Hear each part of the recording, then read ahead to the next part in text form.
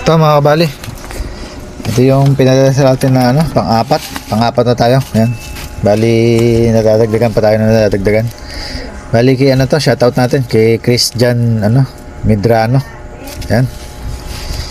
Bali, dalawa yung unit na to. Bali, taga ano siya, taga Cotabato. Bali, ang naging shipping nito 180. Yan. Ang gawin natin ngayon, ano, unbox natin. Tanggalin ko muna siya sa box para makita natin yung unit.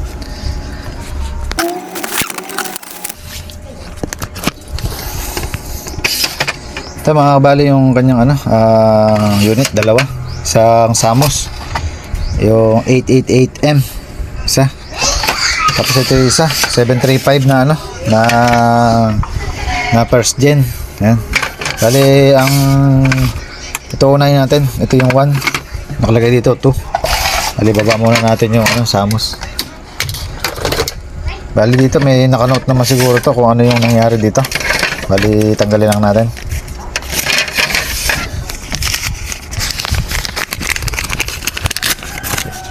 Hira pa ata. Ito. Sabi niya, idol, gusto ko sana hindi magbago ang lakas nilang dalawa. Ikaw na po ang bahalang mag-check, idol. Pa-shoutout na din kay ano, bali shoutout natin Gido Meds B-Vlog idol, sabi niya. Shoutout sa inyo. Yan. Bali, yan. Sana natin aayusin natin to. Sabi naman niya, sana raw di na magbago ang lakas. Bali, gagawin natin dito medyo palalakasin na rin natin ng konti. Bali ito, tanggal na siya sa kaha. Nalaglag. Tornilyo yata. Tornilyo, nahulog. Bali ito, nakatanggal na. Marami nang ano, may repair na rin to. Ayun o, marami na repair. Bali, checking ko lang mabuti.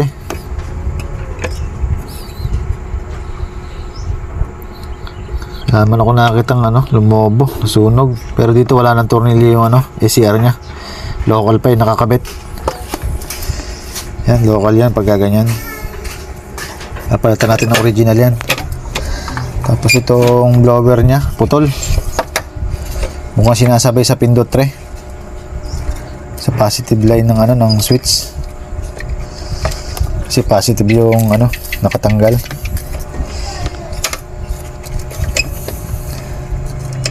Yan, puro tanggal na pala tong ano. Naliayos muna natin yung blower niya sa ano, sa dati. Kung saan siya umiikot muna. Bali, sila na lang bahala kung gusto nila ibalik sa ano, sa pindot. Bawat pindot andar. Bali, dito yata is kinabit to dahil may ano, may talop. Yan.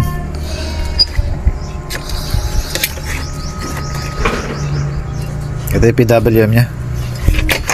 Yan, dali yung pisa ko na. Balik na lang ako pagka nahanapan ko muna na sira. Kakabit ko muna yung mga ano, wire. Balik na lang ako pagka pwede na natin testingin.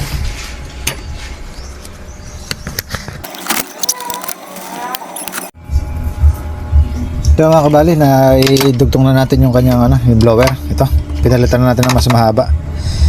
Yan, bali nagpalit na rin tayo ng ACR. Yan, local kasi ito. Yan, local ito. Tapos yung ano natin, kinakalawang naputol. Ayan, yung kanyang resistor. Kaya bali pinalitan ko na ng bago yan. Yan din, 220 rin yan. Ito yung pinalit ko yan. Bali, yan, testingin na lang natin muna para malaman natin kung malakas o hindi. Ito, bali kapitan ko lang.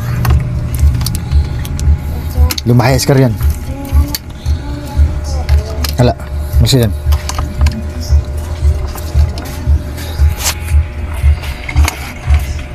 Hala, ito. Test valve muna tayo. Ito, iyon ko na. Yan, may reaction naman sa ano natin, ilaw. May tunog din. Hindi buo po naman yung ano, yung kanyang fuse. Ay, putol na pala yung fuse ah. May ba't umaandar? Hali, checking ko lang yung fuse. Bakit putol naman, umaandar?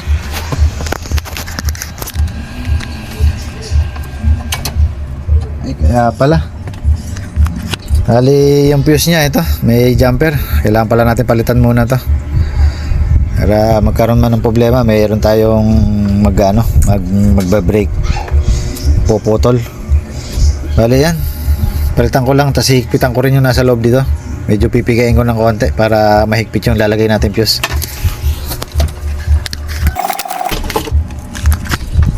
Ito, bali mga kabali nilagay natin 40 ampere. Dapat kung magkakabit kayo, huwag masyadong mababa. Bali yung kinabit dito 30 ampere. Sandali lang talaga magsha-short to, mapuputol. Bali yan talaga ang pangkaraniwan nakakabit dito, 40 ampere. Yan, testingin natin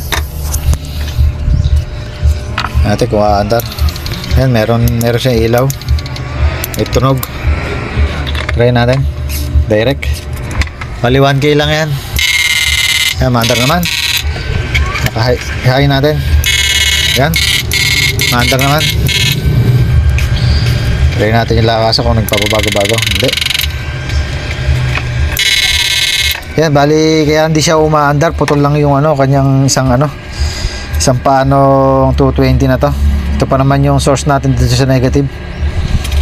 Bali sa pag-uusap namin ng may-ari, tinanong ko kung gusto niyang patayin yung flip-flop.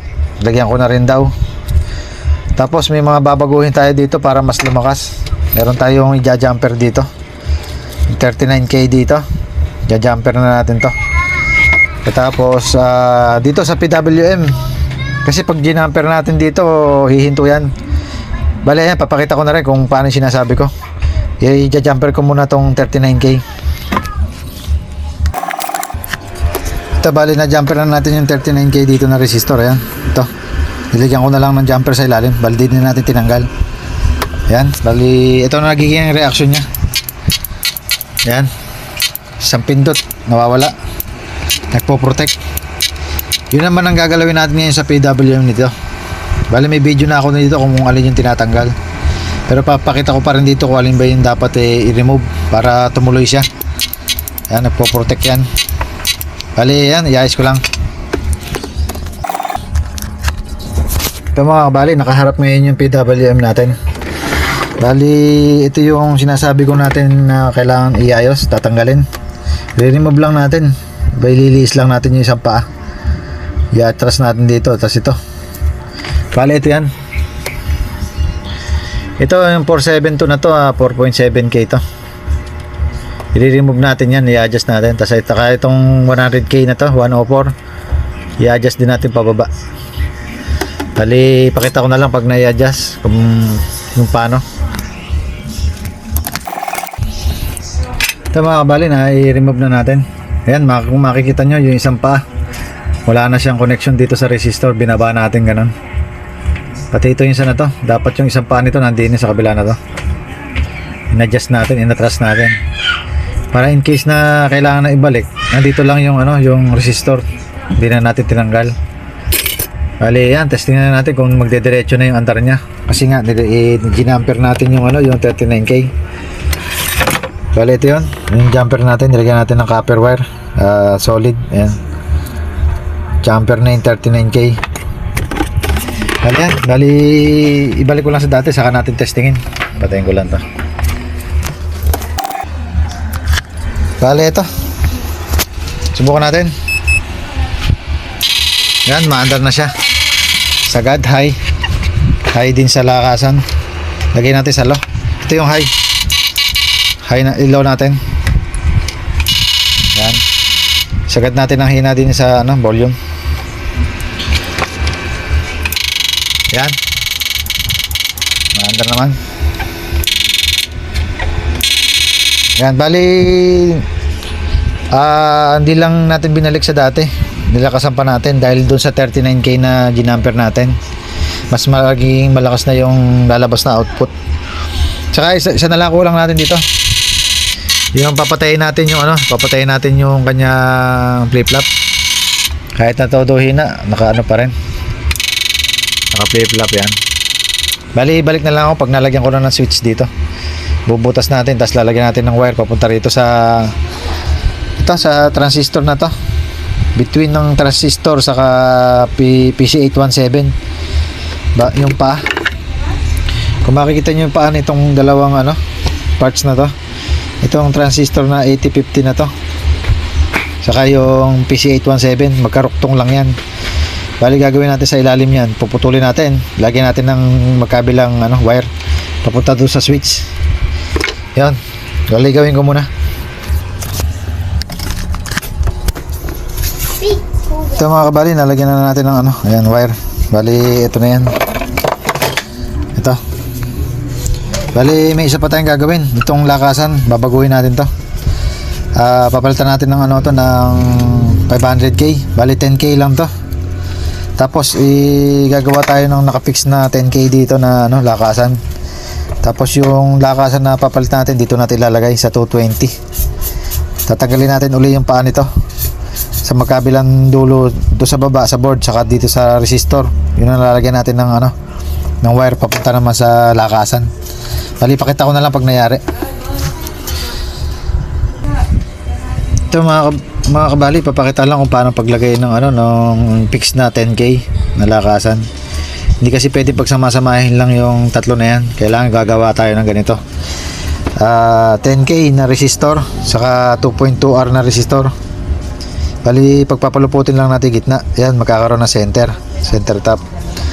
Tapos dito, sa paglagay dito, ang 2.2R nasa kanan, ang 10k nasa kaliwa. Yan, bali ganun ang pagkabit ha. Yan, nakapix na 10k ito na sagad sa volume to. Parang ganito lang din yan na nakasagad. Ayan, tatlo rin yung paa niyan. Ganyan din ang forma niyan. Yan, bali yan yung tinuro ko dito, ganun ang pagkabit. Bali, kabit ko lang. Balik na lang ako pag nakakabit na. Tapos lalagyan ko na rin ng wire tong ano, yung kanyang resistor na sa frequency natin. Yan, bali ayusin ko lang. Balik na lang ako pag nakaayos na. Ito mga kabali, pakita ko muna kung paano nakakabit bago natin lagyan ng glue stick dito. Bali, ipipix kasi natin para hindi gumagalaw. Bali, yung isang wire nakalagay sa baba sa board, pinagtanggalan natin ng resistor. Yung isa naman dito sa resistor mismo. Tapos sa paglagay naman ng lakasan dito, ayan, pag nakaharap sa inyo, sa gitna, saka sa dulo, sa gawing kanan, ayan, 500k. Siya natin ililipat doon sa kabila dito. Bali, balik na lang ako pag nakakabit na. Ito mga kabali, nilagay na natin yung ano, yung resistor, nilagay na natin ng glue. Ayan, glue stick to. Tapos nilagay na natin yung ano natin dito, yung kanya 500k sa board. Sa may harapan pala, hindi sa board. Dali yan, nakalagay na yung negative natin. Try na natin, pati output nakalagay na. Ito, bali lagay natin yung ano, test valve muna. Nagkaroon tayo ng problema rito. Yan, try natin, paano rin. Ito naman. Yan, balian natin. Yan, steady na yung tunog nya. Buhayin natin. Yan, ilagay natin sa halo. Yan, high. Yan, volume, lakas natin. Yan, bali napapatay na natin yung flip-flop. Yan, ang lakas. Yan, maandar na siya.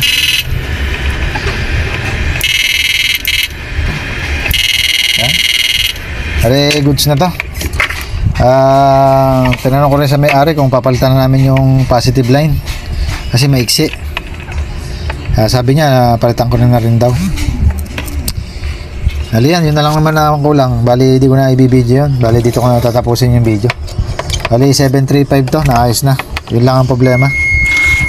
Nagpalit tayo ng ano, ng fuse. Ito SCR local, pinalitan natin original.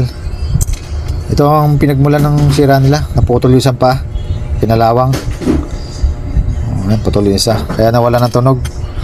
Yung 10K, buo pa naman. Kaya lang, pinalitan na natin ng 500K dahil di naman siya pwede dito sa pag-volume dito.